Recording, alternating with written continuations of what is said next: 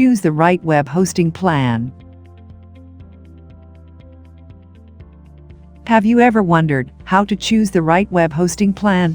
Do you often wonder what are the features of a good web hosting plan? Have you found yourself frequently thinking if you want managing or sharing web hosting plan? If yes, then you have landed on the right video.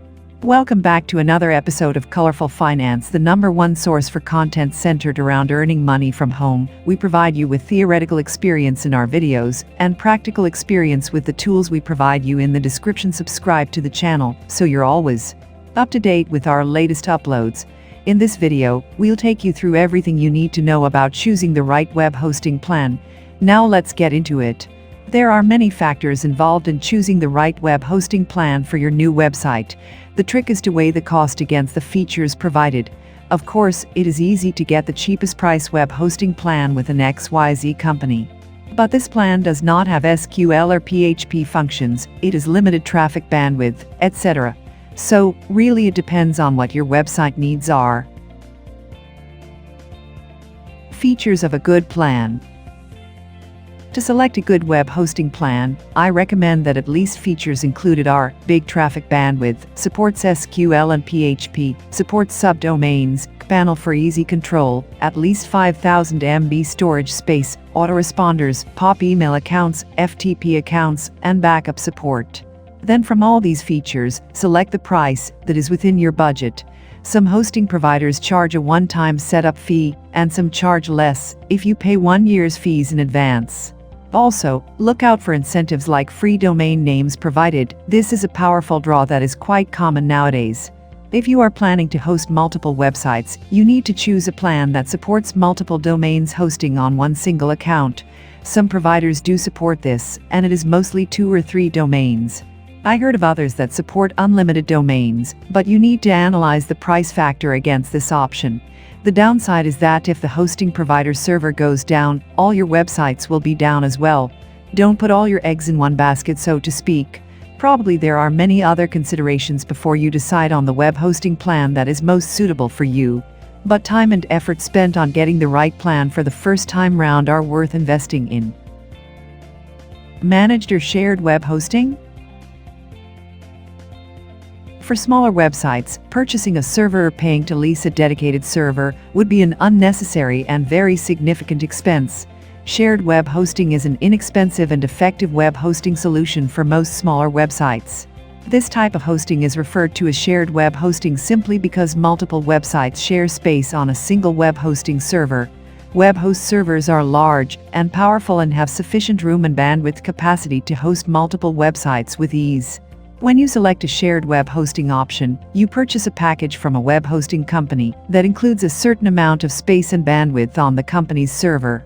This option allows website owners to enjoy the power of a powerful web hosting server without having to pay for more than is actually needed.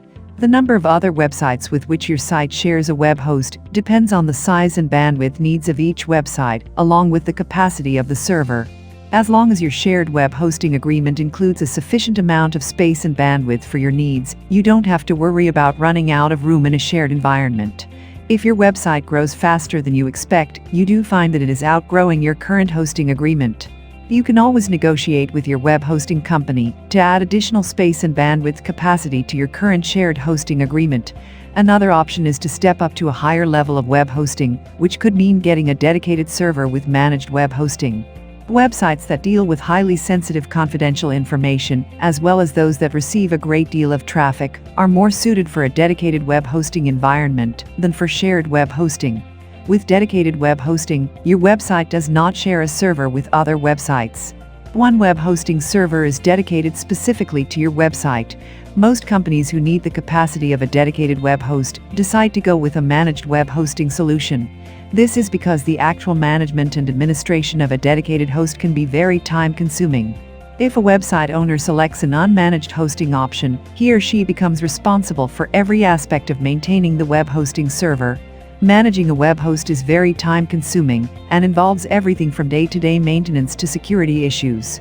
Those who operate large websites are typically busy with other activities, and it is worth setting up their web hosting agreement so that the hosting company handles most of the tasks associated with managing the dedicated host.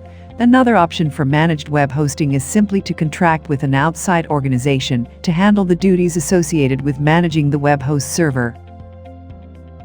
Making a decision.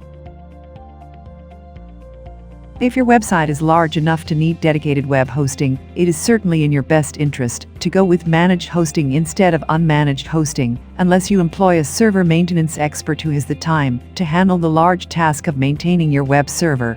However, before making the decision to invest in managed hosting, it is in your best interest to see if shared web hosting will meet your needs.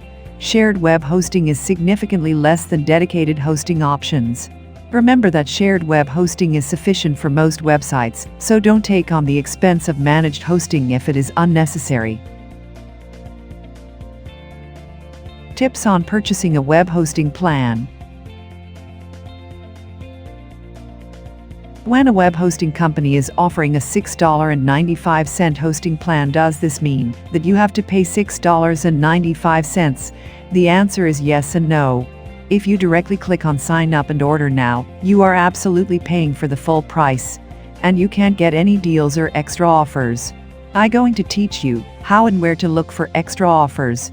First of all, if the hosting plan sign-up page is asking for a coupon code or promo code, then you are lucky. Search Google for coupon code. For example, 𝐥𝐤𝐤 hosting plan sign-up page is asking for a coupon code.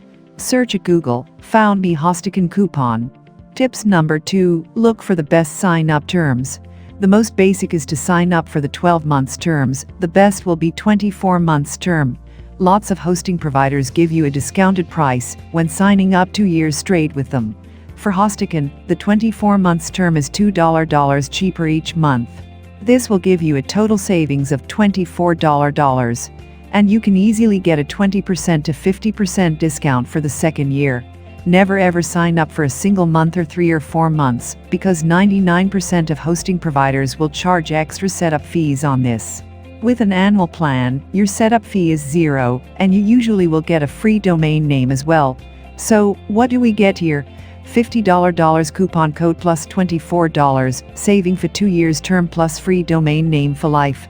You got the best deals ever, and make sure you made the right choice this time.